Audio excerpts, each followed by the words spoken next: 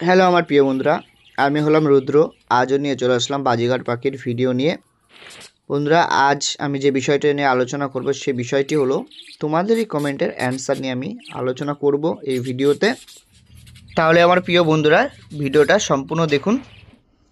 বন্ধুরা, এখানে দেখুন একজন ভাই তার প্রবলেম আমাকে কমেন্ট করে বলেছে যে সালমান ইসলাম ভাই আমাকে কমেন্ট করেছে।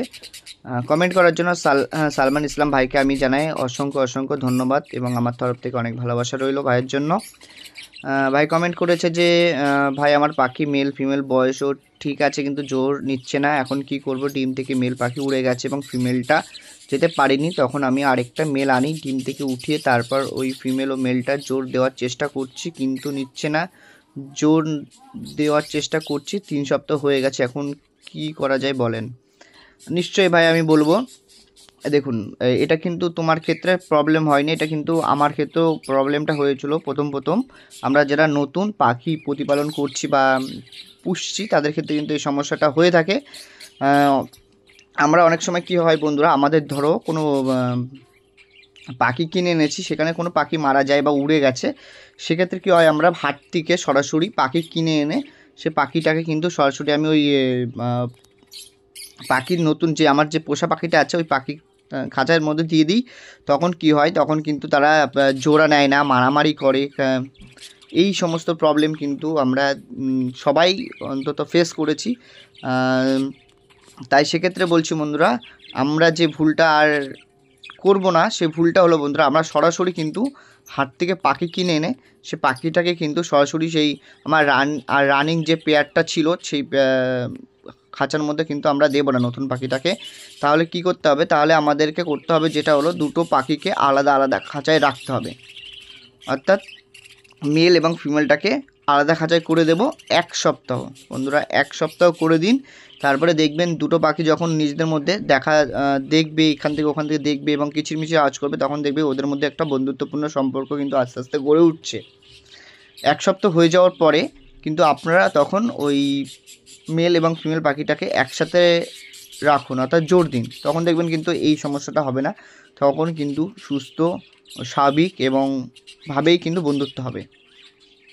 আর একটা বন্ধুরা বলবো যে হাট থেকে পাখি কিনে আনার পরে সেই পাখিটা কিন্তু আপনার রানিং সেট আপে, অর্থাৎ যে আপনারা যে এখানে পাখি পুষে সেই সেট আপের পাখির ভিতরে সরাসরি দিয়ে দেবেন না। কারণ হাট থেকে যদি আপনি যদি কোনো পাখি বা কোনো কিছু কিনে আনেন, সে পাখিতে কিন্তু যদি রোগ ব্যাধি থাকে তাহলে সেই রোগ ব্যাধি কিন্তু আপনার সমস্ত পাখিতে ছড়িয়ে যাবে, তখন কিন্তু বড় ক্ষয়ক্ষতি হতে পারে। তাই বলছি বন্ধুরা, হাট থেকে সরাসরি পাখি কিনে আনার পরে সে পাখিটা আলাদা খাঁচায় রাখুন এবং কিছুদিন রাখার পর লক্ষ্য করুন যে পাখিটা সুস্থ আছে কিনা, স্বাভাবিক, তখন গিয়ে আপনারা জোড়া দিন।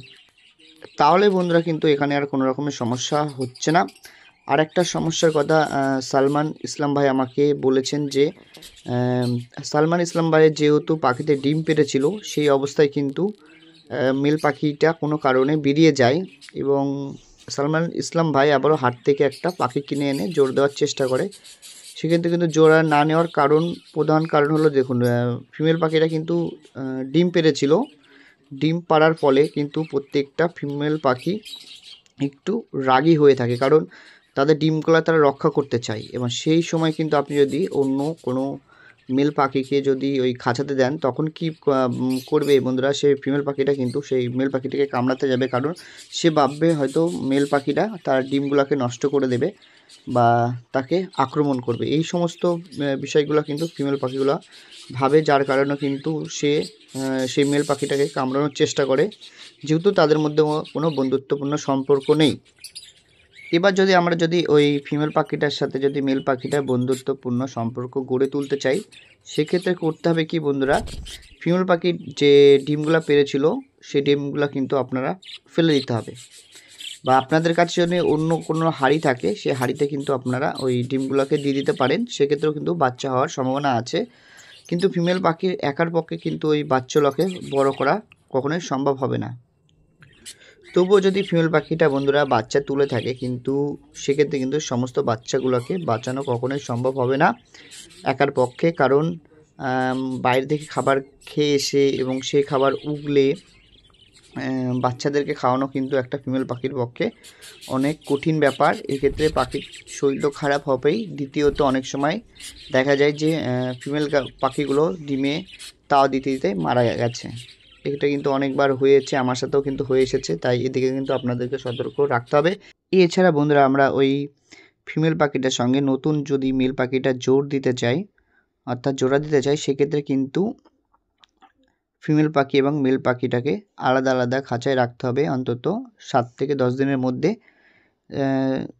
7 থেকে 10 দিন হয়ে গেলে তখন আবার কিন্তু ওই মেল এবং ফিমেল পাখিটাকে একটা খাঁচার মধ্যে রেখে দিন, তখন কিন্তু ওরা আর ঝামেলা করবে না, দেখবেন আস্তে আস্তে ওদের মধ্যে বন্ধুত্বপূর্ণ সম্পর্ক গড়ে উঠেছে। তাহলে আমার প্রিয় বন্ধুরা, আমি কিন্তু তোমাদেরকে বললাম যে কিভাবে আপনারা হাট থেকে পাখি কিনে আনার পরে সে পাখিটাকে জোড়া দেওয়ার চেষ্টা করবেন। অবশ্যই আপনারা বুঝতে পেরেছেন কিভাবে করবেন। তাহলে আমার প্রিয় বন্ধুরা, এই ছিল আজকের ভিডিও। আজকের ভিডিওটা আমি এখানেই শেষ করছি। আবারও তোমাদের সঙ্গে আমার দেখা হচ্ছে নেক্সট ভিডিওতে। সুস্থ থাকো এবং ভালো থাকো।